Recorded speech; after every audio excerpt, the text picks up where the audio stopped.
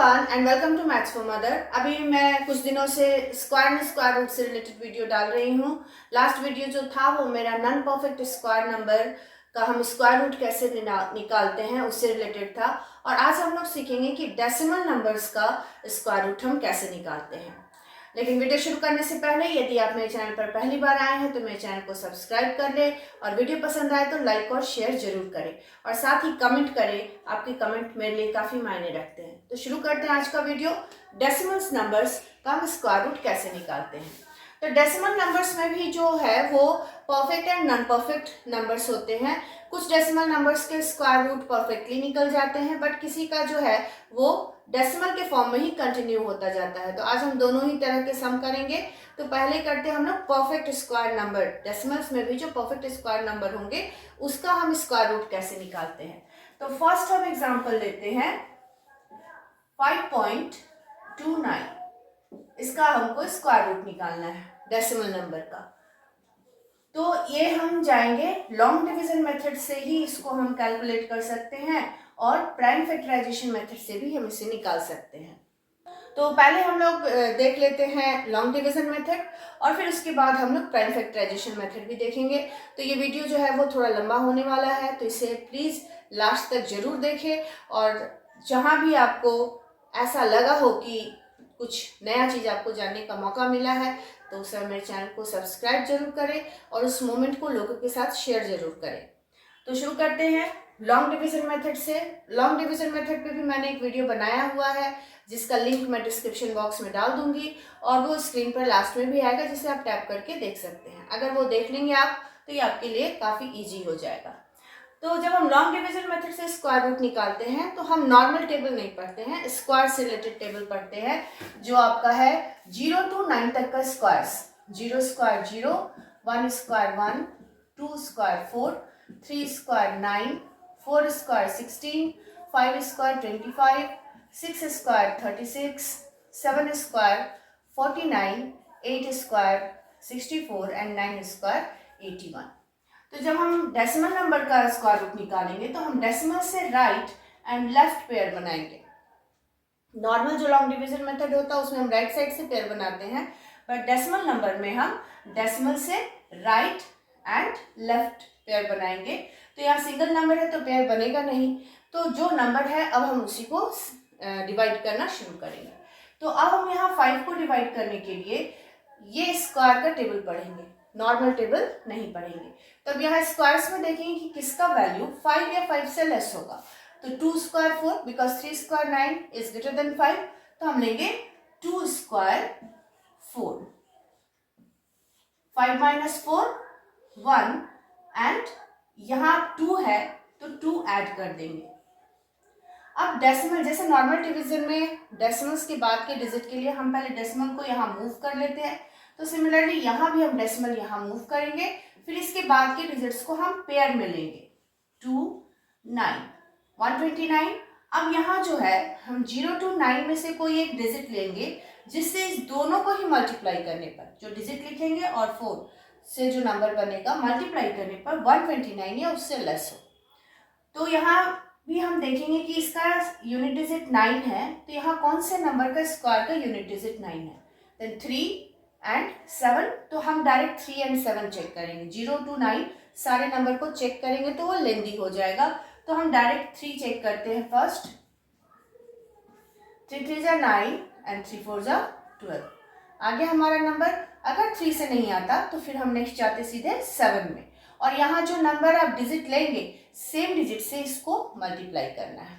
तो ये हो गया आपका 3, तो यहाँ भी हो जाएगा 3 एंड 129 कैंसिल, आप यहाँ 3 ऐड कर देंगे 46।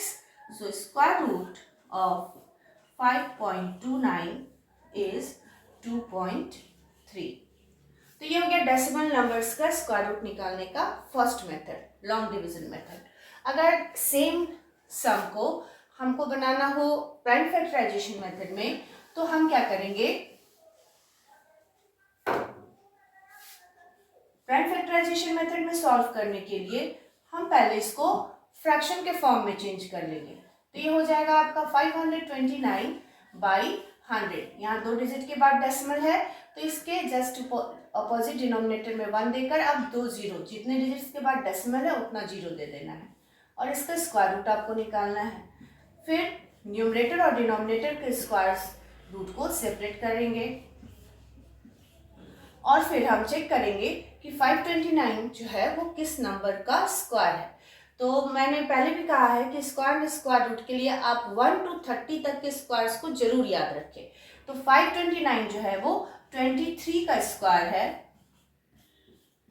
एंड 100 जो है वो 10 का स्क्वायर है। ठीक है, तो स्क्वायर के साथ ये रूट रिमूव हो जाएगा, 23/10 एंड 2.3। तो ये हो गया आपका प्राइम फैक्टराइजेशन मेथड। तो इस तरह से आप डेसिमल नंबर्स का लॉन्ग डिवीजन मेथड और प्राइम फैक्टराइजेशन मेथड दोनों से ही स्क्वायर रूट निकाल सकते हैं। और ये डेसिमल में परफेक्ट स्क्वायर नंबर था। अब देखते हैं कि अगर नंबर परफेक्ट स्क्वायर ना हो तो फिर कैसे हम लोग कैलकुलेट। 10.09 एक non perfect square and decimal number है, तो इसका हम जो स्क्वायर रूट है वो लॉन्ग डिवीजन मेथड से ही निकालेंगे, बट ये कंप्लीटली डिवाइड नहीं होगा, ये कंटिन्यू करता जाएगा और डिपेंड करता है कि हमें कितने डिजिट तक आंसर चाहिए, उतने टाइम्स हम डिवीजन को कंटिन्यू करेंगे। तो शुरू करते हैं 10.09।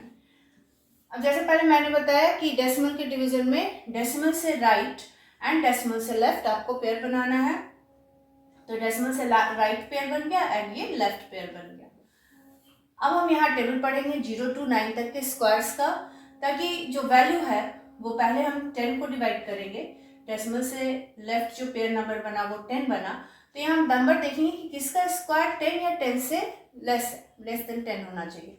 तो 3 स्क्वायर 9, 4 स्क्वायर 16 ग्रेटर देन 10 हो जाएगा, एंड 3 स्क्वायर 9, 10 - 9 1, और यहाँ हम 3 ऐड कर देंगे, जो रूल है लॉन्ग डिवीजन मेथड का।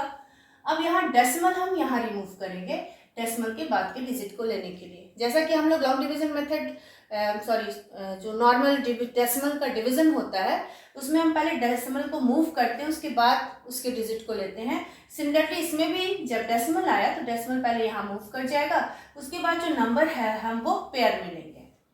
पेयर में लेने के बाद यहाँ जो सम है नंबर का, इसके बगल में हम 0 to 9 में से कोई एक डिजिट लेंगे, जिससे दोनों को मल्टीप्लाई करने पर 109 या 109 से लेस आना चाहिए। तो पहले 0 चेक किए तो 0, 1 करेंगे तो 61, 2 तो 2 को मल्टीप्लाई करके चेक कर लेते हैं, 2 2 = 4 एंड 2 6 = 12। 109 से ज़्यादा हो गया तो हम क्या करेंगे, 1 टाइम्स लेंगे। तो 1 यहाँ भी हो गया आपका 1, 61। 9 - 1 8 एंड 10 - 6 4। अब यहाँ हम 1 ऐड कर दिए, 62। अब जैसे हम लोग नॉर्मल डेसिमल के डिवीजन में डेसिमल के बाद एक जीरो हर स्टेप में ले सकते हैं, सिमिलरली आपके स्क्वायर रूट में भी जब डेसिमल हो तो आप पेयर में जीरो ले सकते हैं। 2 जीरो पेयर में जीरो लेंगे। नॉर्मल डिवीजन में सिंगल जीरो लेते हैं हर स्टेप में, स्क्वायर रूट निकालने वाले डिवीजन मेथड में हम पेयर में जीरो लेंगे। तो 4800 हो गया। अब यहाँ हम 62 के बगल में 0 से 9 तक का कोई एक डिजिट लेंगे, जिससे इस पूरे नंबर को मल्टीप्लाई करने पर 4800 या उससे लेस आना चाहिए। तो अगर हम चेक करें 6 6 = 36 एंड 6 7 = 42, तो 7 से पहले हम चेक करते हैं।